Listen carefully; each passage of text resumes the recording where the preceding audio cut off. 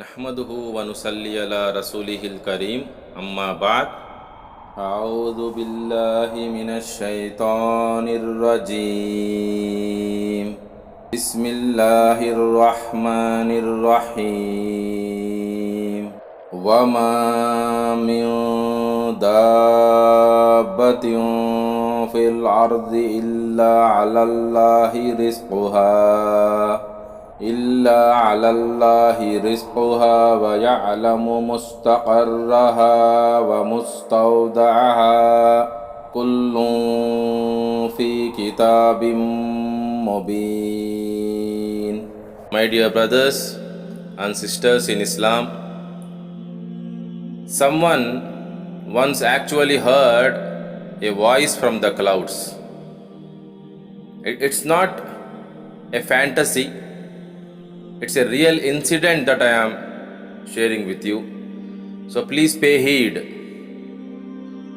Abu Huraira radiyallahu anhu reported, the Prophet sallallahu alaihi wasallam said, while a man was walking through a barren land, he heard a voice coming out of a cloud saying, irrigate the garden of so and so. Listen to this very carefully. While a man was walking through a barren land, I hope you understand what is a barren land. He was walking through a barren land. He heard a voice coming out of a cloud saying, irrigate the garden of so and so. Thereupon, the cloud drifted in a certain direction and discharged its water over a rocky plain. Subhanallah. Listen to this very carefully. The streamlets flowed into a channel.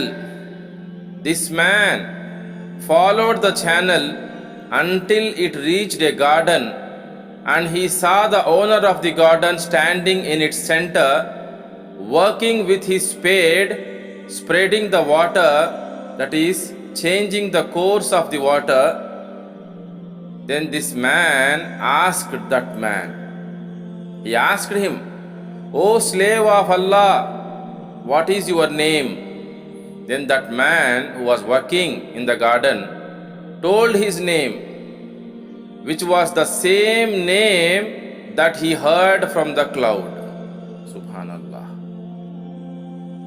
The owner of the garden then asked him, O slave of Allah, why did you ask my name? He replied, I heard a voice from a cloud which poured down this water saying, irrigate the garden of so and so. I would like to know, what do you do with it? He said, now that you asked me, I will tell you. I estimate the produce of the garden and distribute 1/3 of it in charity. I spend 1/3 on myself and my family and invest 1/3 back into the garden. This is documented in Sahih Muslim, Hadith number 7112. So my dear brothers and sisters in Islam, there are two things mentioned in this Hadith that are very relevant even to today.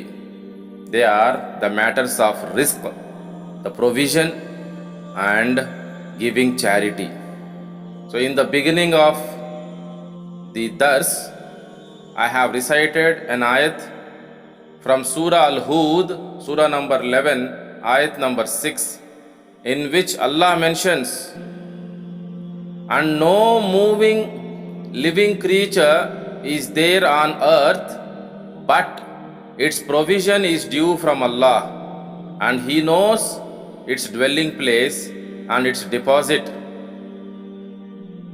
All is in a clear book, that is Al-Lawh al-Mahfuz, the book of decrees with Allah subhanahu wa ta'ala.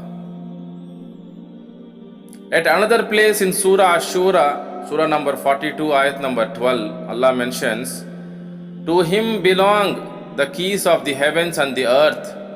He enlarges provision for whom He wills, and straightens it for whom He wills. Verily, He is the all-knower of everything.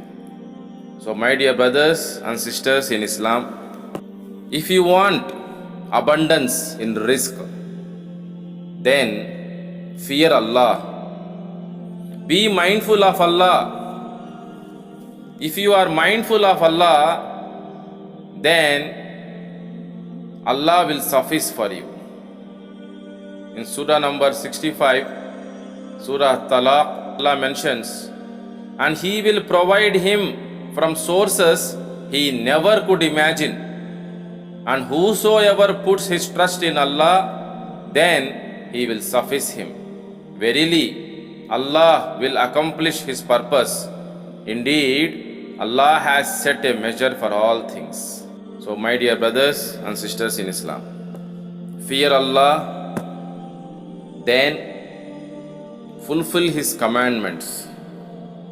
Allah will suffice you.